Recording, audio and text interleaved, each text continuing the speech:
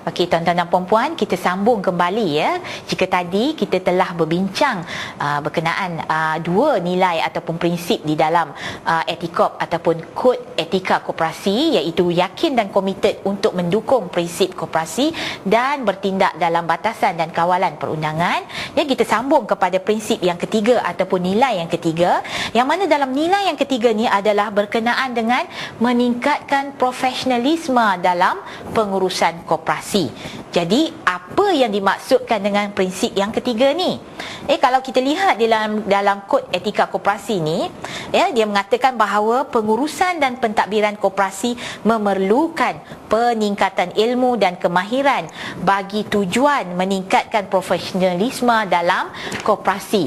Untuk makluman tuan-tuan dan puan-puan juga, pihak MKM Maktab Koperasi Malaysia dahulu telah menjalankan satu kajian untuk kita nak lihat tahap profesionalisme, bukan tahap profesionalisme, profesional di dalam pengurusan koperasi, yang mana tenaga kerjanya hanya meliputi 14% sahaja yang dikatakan golongan profesional. Jadi di sini kalau kita lihat ataupun kaitkan dengan prinsip yang ketiga ni adalah untuk meningkatkan ilmu. Peningkatan ilmu dan kemahiran adalah perlu untuk memastikan kita dapat menguruskan koperasi secara profesionalisme. Jadi etika yang dimaksudkan di sini adalah lembaga dan JAD perlu menghadiri kursus wajib seperti mana yang tuan-tuan hadiri sekarang ni. Kalau tak hadiri, makna dia tuan-tuan akan dikenakan. Makna dia adalah, dia punya, orang kata apa, bukanlah denda yang berbayar, makna dia punya hukuman dia. Jadi orang kata apa, tuan-tuan tidak boleh dilantik apabila gugur, tidak boleh dilantik untuk menjadi lembaga dalam tempoh 3 tahun ya. Kemudiannya, dalam prinsip yang ketiga ni adalah lembaga perlu menyediakan peluang pendidikan dan latihan di kalangan pekerja dan anggota koperasi. Jadi setiap tahun bila tuan-tuan sebagai lembaga ni masa nak buat, orang kata apa, belanjawan, tuan-tuan perlu memperuntukkan sebahagian kecil daripada belanjawan tersebut adalah untuk pendidikan dan latihan. Tuan-tuan pun kalau kata dalam koperasi kita ada tabung ataupun kumpulan wang pendidikan, maka kumpulan wang ini digunakan untuk tujuan latihan kepada pekerja kita dan juga kepada anggota koperasi. Kemudian kalau kita lihat lagi, kepimpinan koperasi perlu mewujudkan keyakinan orang ramai terhadap koperasi sebagai satu perusahaan perniagaan yang mapan. Di sini kalau kata kita nak lantik lembaga untuk menjadi pemimpin koperasi, kita perlu tengok dari segi keupayaan calon-calon untuk memimpin koperasi. Dan seterusnya tadi dari segi lembaga koperasi. Sekarang kita tengok jawatan kuasa audit dalaman, yang mana jawatan kuasa audit dalaman walaupun dilantik oleh lembaga, mereka perlu menjalankan tugas secara bebas tanpa dipengaruhi oleh mana-mana pihak.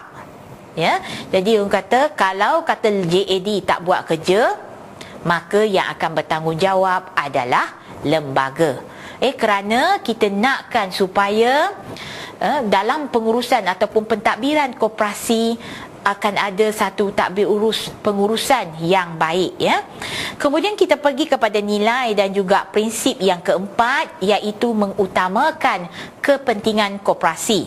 Yang mana di sini semua pihak yang terlibat dalam koperasi mestilah mengutamakan kepentingan koperasi terlebih dahulu daripada kepentingan sendiri. Dan kita perlu elakkan daripada percanggahan kepentingan di dalam koperasi. Ini terutamanya lembaga lah ya.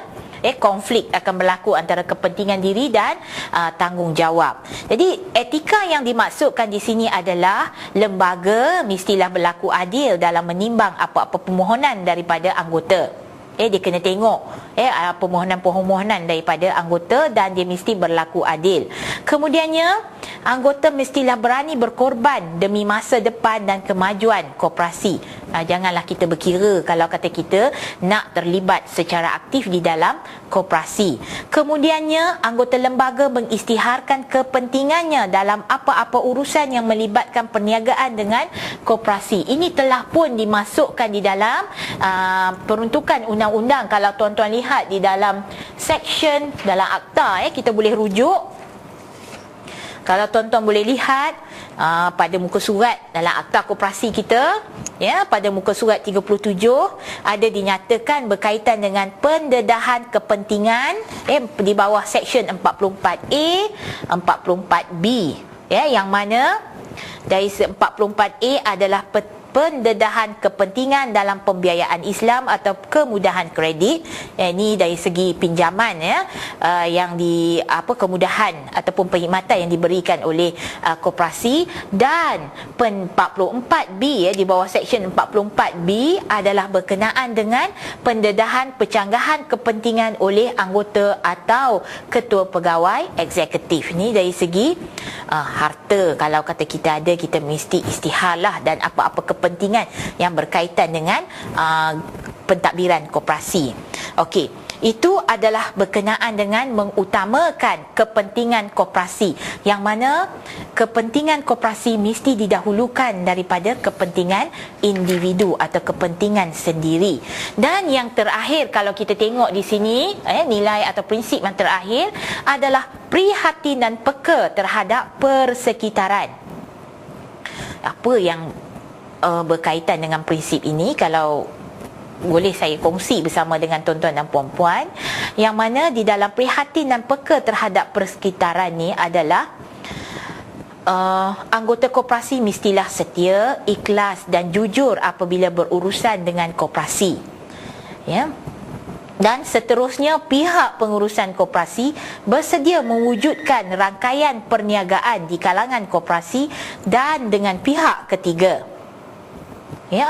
Dan yang akhirnya, anggota lembaga peka dengan perubahan persekitaran seperti perkembangan teknologi maklumat dan komunikasi, globalisasi dan dasar kerajaan yang boleh memberi implikasi ke atas koperasi. Maknanya di sini kesemua item, organ-organ atau elemen di dalam koperasi, iaitu anggota koperasi, pihak pengurusan dan anggota lembaga, dia perlu prihatin dan peka terhadap persekitaran untuk memastikan keberkesanan dalam penyampaian perkhidmatan, dan perlu ada inovasi di dalam koperasi.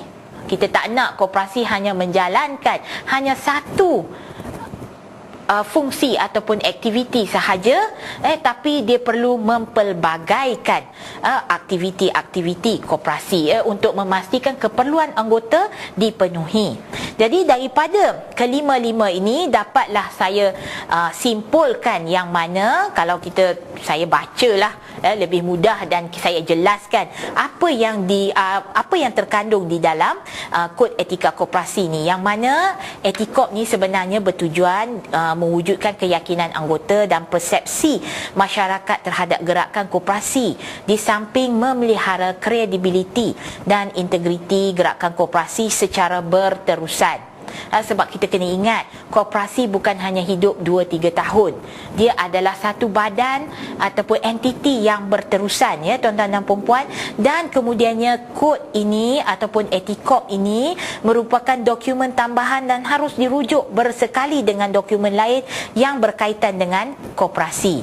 Jadi kalau kita tengok etikop ni lahir daripada mana, maka kita boleh rujuk, tuan-tuan boleh rujuk. Kalau saya dah paparkan di depan di dalam slide yang mana kod etika ni lahir ataupun boleh kita rujuk yang mana selepas dikeluarkan etika koperasi ni telah dikeluarkan satu garis panduan ataupun kalau dulu dipanggil Perkeliling Ketua Pendaftar Bilangan 19 tahun 2005, iaitu berkenaan dengan garis panduan mengenai kod etika bagi anggota lembaga koperasi, pegawai dan pekerja koperasi.